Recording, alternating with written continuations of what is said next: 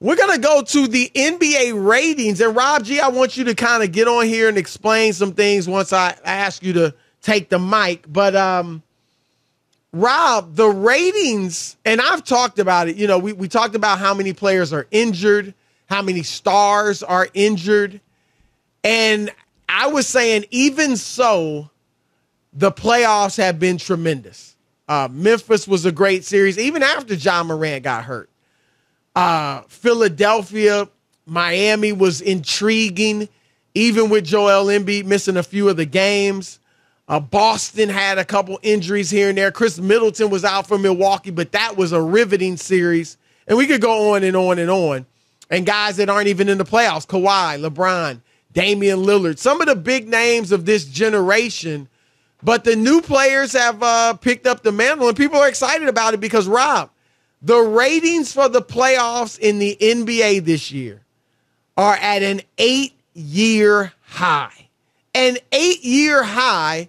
And if you had said before the season that LeBron James is not going to make the playoffs, that Kevin Durant is going to be bounced in the first round, and Kyrie Irving, one of the most exciting players in the league, Kawhi Leonard wouldn't be in them because he didn't play all season, and yet the ratings will be through the roof, or at least relatively speaking.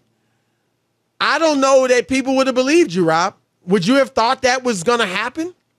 Yeah, I don't know. I mean, I get that it's different with different teams and whatnot and different players, but I'll push back and say that the games are all like there were a lot of bad games too, 30-point blowouts. I'm surprised that the numbers have been that good.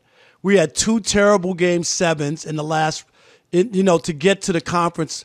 I mean, the Boston-Milwaukee game, Milwaukee shoots 4 for 33 from 3-point. I didn't think that was a great game, and obviously the Suns didn't show up. I was surprised by that. Guys missing games. I mean, I think they were intriguing from the matchups.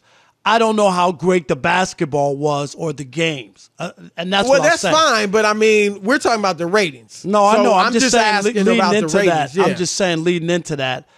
I'm surprised that the ratings have been as good as they have been because of, some of the lopsided games that we have seen in the postseason. But it's interesting that they could be on the rebound. Obviously, the last couple of years with COVID, and there was some stuff that just didn't make sense in that people were at home, not going anywhere, not doing anything, and it delivered some of the worst ratings ever. Everybody was home. Yeah, and I'm sure we obviously talked about that in the moment, but I think, Rob, we do have to admit some of that was the political climate, right?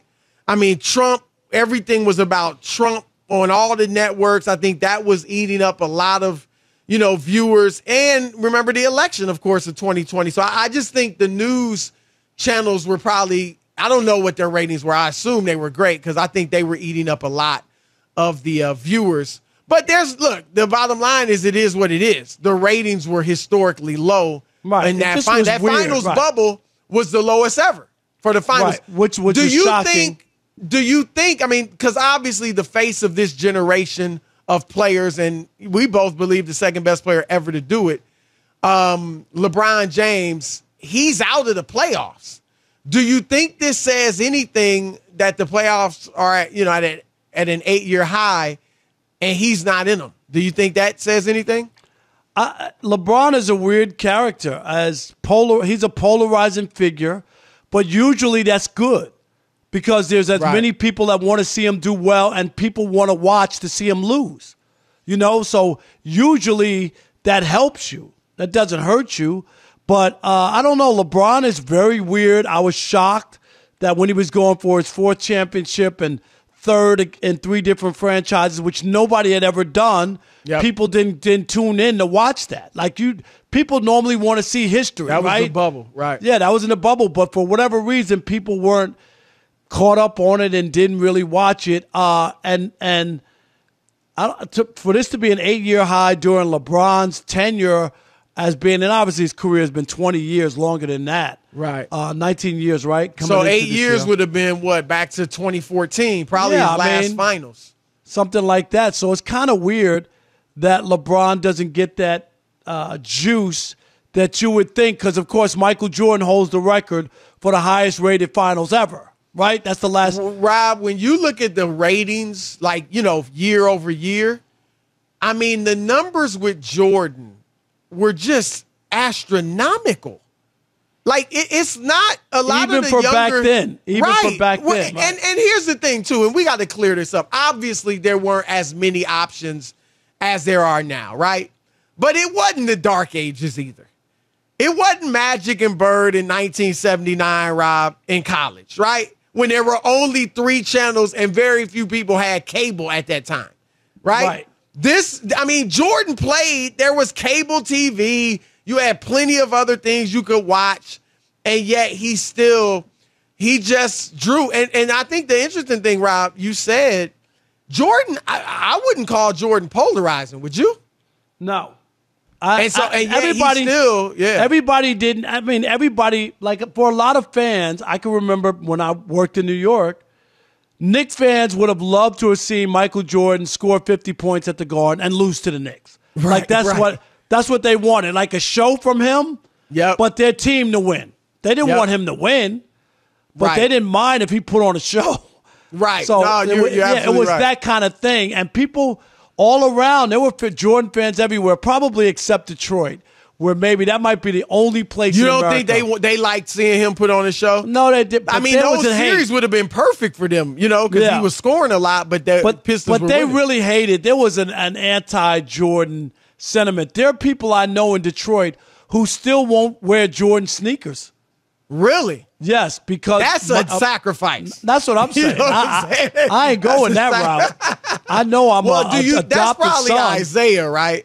But I mean, don't you think? Yeah, that's people taking on, like, Isaiah was their star, and Isaiah's always pushed back on Michael Jordan, has never given him any love, like zero. And I think there are Isaiah fans who follow that suit. Yeah. Rob G, LeBron, and Rob said he's interesting because we mentioned the bubble where you would have thought the ratings would have been high because LeBron became the first player ever to lead 3 franchises to a championship. It was historic. And Rob, I'm baffled, and it's been this way ever since it happened. But you remember LeBron's first finals in 2007, very similar, and we'll see if Luka can carry it out, but very similar to what Luka's doing now, Rob, right? Like, young, 4th year for both of them. A guy that's clearly on his way to being an all-time great as long as he doesn't get injured or anything. LeBron beat a champion in the Pistons en route to getting to the finals, right? Luka's trying to do that against these Warriors.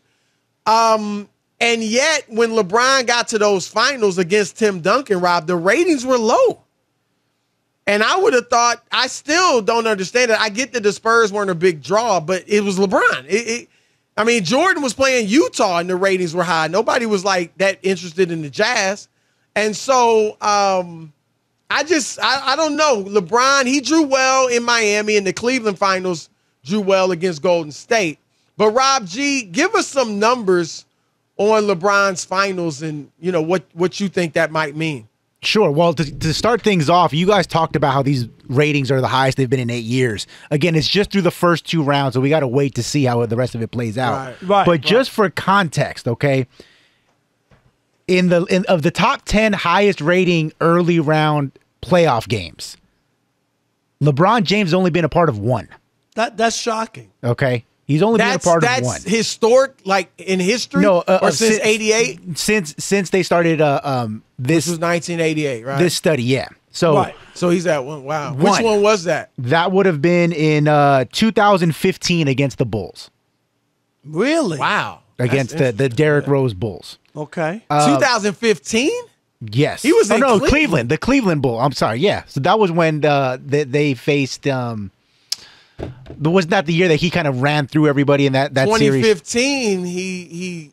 I'm surprised it was that late. I would have expected when Rose was at his height, and LeBron was in Cleveland or even in Miami, but go ahead. Okay. Yeah. And so that's just for context in this early conversation. But going historically through the finals ratings, you guys touched on it quickly, is the Spurs series and then also the bubble championship. LeBron James is responsible for 2 of the 3 lowest rated NBA finals in NBA history. And those are the 2 I mentioned? Exactly. And for even more context, the bubble, which, Rob, to your point, 4 championships, 4 different franchises, everybody's at home. I can't think of a reason why you wouldn't be watching it. Right. Everybody was home. Those numbers were incredibly low. The difference between those ratings, the worst ever and the second worst ever, are the same as the difference between the 3rd worst ever and the 7th worst ever. Wow. That's how big of a gap it was with LeBron. And even going through, Chris, you mentioned, his ratings with the Heat and the Warriors, they weren't bad. But, however, Raptors Warriors did better than Heat Mavs. That's crazy. For as I know, as much as does LeBron, some of it have, look, LeBron, as awesome as he is, his game isn't the most exciting, right? Like, it's not. I mean, Jordan was so graceful, right? Like, his game was just pretty, right? Let's just call it what it was, right? The moves, the way he moved, and LeBron's more like a freight train. I think there's one other thing, Rob G, and you could speak on this better, being a Los Angeles native and whatnot. This is your hometown. The other one was the Dodgers and the Lakers. Now, anybody who knows anything about Los Angeles, it's a Dodger-Laker town, period. Right. Those are the 2 teams that people care about, right? The Dodgers sell 4 million tickets every year for baseball games. People love the Dodgers. People love the Lakers, period. Those 2. The year they both won the championship in 2020, the Dodgers had better World Series TV ratings than the Lakers in Los Angeles, which was surprising. Correct. Oh, were they going up against? They were going head to head. Yeah. Yes, on a couple of games. Right, yeah, right, couple games because it was. You remember they had the finals in the fall.